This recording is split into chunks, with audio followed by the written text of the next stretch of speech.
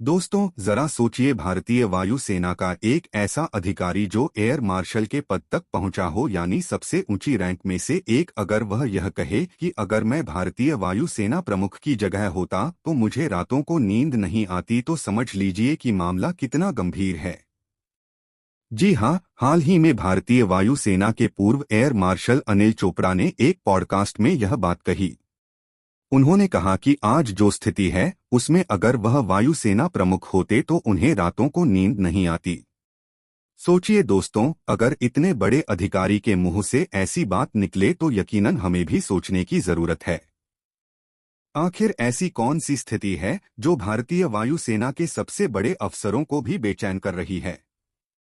अगर हम अपनी वायुसेना को ताकतवर बनाना चाहते हैं तो हमें जल्द से जल्द एक स्टेल्थ लड़ाकू विमान खरीदना ही होगा, जब तक कि हमारा खुद का एम का प्रोजेक्ट तैयार नहीं हो जाता। और यह बात सही भी है, क्योंकि अगर हमने इस पर अभी ध्यान नहीं दिया तो हमारी सुरक्षा के लिए खतरे और बढ़ सकते हैं।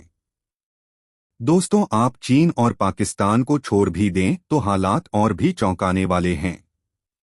छोटे छोटे देश जैसे कि तुर्की खुद का स्टेल्थ लड़ाकू विमान बना चुके हैं। और क्या आप जानते हैं कि हमारा पड़ोसी देश इंडोनेशिया भी स्टेल्थ लड़ाकू विमान तैयार कर चुका है?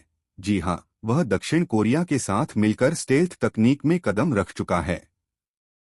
दक्षिण कोरिया का के सीरीज का स्टेल्थ लड़ाकू विमान लगभग तैयार है।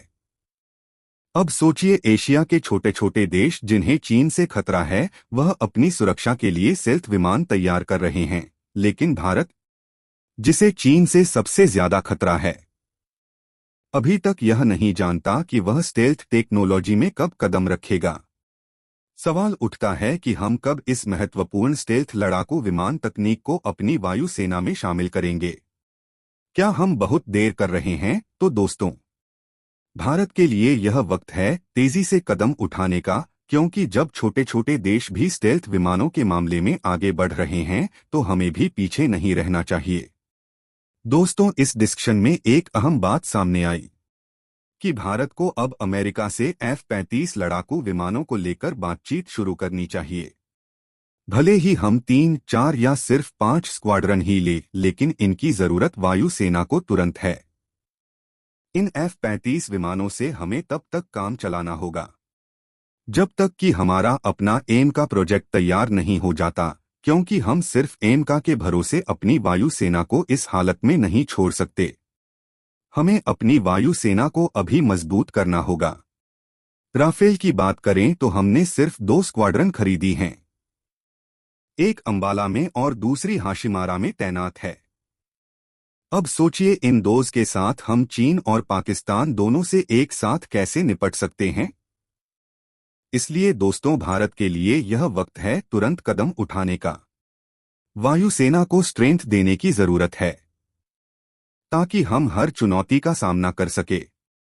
दोस्तों, भारतीय वायुसेना को इस वक्त आधुनिक लड़ाकू विमानों की बेहद जरूरत है, और यही वजह है कि विमानों की चर्चा जोर पकड़ रही है। लेकिन भारत के अंदर कुछ लोग हैं जो इस पर सवाल उठाते हैं। उनका मानना है कि अमेरिका किसी भी कीमत पर भारत को F-35 नहीं बेचेगा। उनका तर्क है कि भारत ने रूस से S-4 एयर डिफेंस सिस्टम खरीदा हुआ है, और ऐसे में अमेरिका कभी भी F-35 देने को तैयार नहीं होगा। लेकिन इस पर भारतीय वायुसेना के पूर्व एयर मार्शल अनिल चोपड़ा ने करारा जवाब दिया है। उन्होंने साफ कहा है कि यह तर्क पूरी तरह से गलत है। अगर सही कूटनीतिक कदम उठाए जाएं तो F-35 की डील असंभव नहीं है। तो दोस्तों, सवाल ये है कि क्या भारत इस मौके का सही फायदा उठाएगा? क्योंकि हमें अपनी वायुसेना को हर हाल में मजबूत करना है, और यह तभी संभव है जब हम सही दिशा में कदम बढ़ाएं। दोस्तों, आपने सुना होगा कि दुनिया का सबसे बेहतरीन अटैक हेलीकॉप्टर, जिसे हेलीकॉप्टर की दुनिया का F-35 कहा जाता है, वो है अपाचे। तो दोस्तों, इस बयान के पीछे की असली वजह क्या है? क्या भारत की सुरक्षा पर कोई बड़ा खतरा मंडरा रहा है, या फिर ये किसी और बड़ी तैयारी की ओर इशारा है? जानने के लिए वीडियो को अंत तक जरूर देखें। दोस्तों, भारतीय वायुसेना की स्थिति इस समय बेहद चिंताजनक है। हमारे पास नए लड़ाकू विमान नहीं आ रहे और पुराने विमानों की संख्या लगातार बढ़ रही है, जो अब रिटायरमेंट के करीब है। यह अकेला मसला नहीं है, बल्कि इससे भी बड़ी चिंता की बात यह है कि हमारे दो पड़ोसी देश चीन और पाकिस्तान, जो हमारे कट्टर दुश्मन है, वह अपने स्टेल्थ लड़ाकू विमानों के प्लेटफॉर्म्स को तेजी से विकसित कर रहे हैं। अब सोचिए, अगर हमारे दुश्मन इतने एडवांस हो रहे हैं और हमारी वायुसेना को वह सपोर्ट नहीं मिल रहा जो मिलना चाहिए, तो क्या भारत आने वाले समय में किसी बड़ी चुनौती का सामना करने जा रहा है? तो दोस्तों, यह स्थिति कितनी गंभीर है और इसका भारत की सुरक्षा पर क्या असर हो सकता है, इसे हमें जल्द समझना होगा। दोस्तों, चीन और पाकिस्तान के पास आने वाले कुछ सालों में 1000 से ज्यादा लड़ाकू विमान होंगे, वो भी अलग अलग प्लेटफॉर्म्स और कैटेगरी के। ऐसे में भारत के लिए यह एक बड़ी चुनौती है और आपको जानकर खुशी होगी कि अमेरिका ने पहले ही भारत को अपाचे हेलीकॉप्टर दे दिए हैं। भारतीय वायुसेना और थल सेना दोनों इसका इस्तेमाल कर रही है, जो हमारी सुरक्षा को नई ताकत दे रहे हैं। अब आते हैं नौसेना पर। नौसेनाओं की दुनिया में जो सबसे बेहतरीन हेलीकॉप्टर माना जाता है, वो भी भारत के पास है। ये हेलीकॉप्टर न सिर्फ हमारी जल सीमाओं की सुरक्षा को मजबूत करता है, बल्कि हमारी युद्ध क्षमताओं को भी और ऊंचाई पर ले जाता है। तो दोस्तों, भारत की तीनों सेनाएं, वायुसेना, थल सेना और नौसेना, अब इन आधुनिक हेलीकॉप्टरों के साथ और भी सशक्त हो रही है। यही वह कदम है जिससे हम आने वाले खतरों का डटकर सामना कर सकेंगे। दोस्तों, जिसे दुनिया का बेस्ट मरीन हेलीकॉप्टर माना जाता है, MH-60R रोमियो हेलीकॉप्टर, वो भी अमेरिका ने भारतीय नौसेना को बेच दिया है और भारतीय नौसेना इसका इस्तेमाल कर रही है। यह हेलीकॉप्टर हमारी समुद्री ताकत को और भी मजबूत बना रहा है।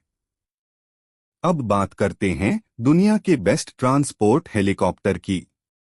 चिन्नुक। भारत पहले से ही चिन्नुक का इस्तेमाल कर रहा है और हालात यह है कि हम और भी ज्यादा चिन्नुक खरीद रहे हैं।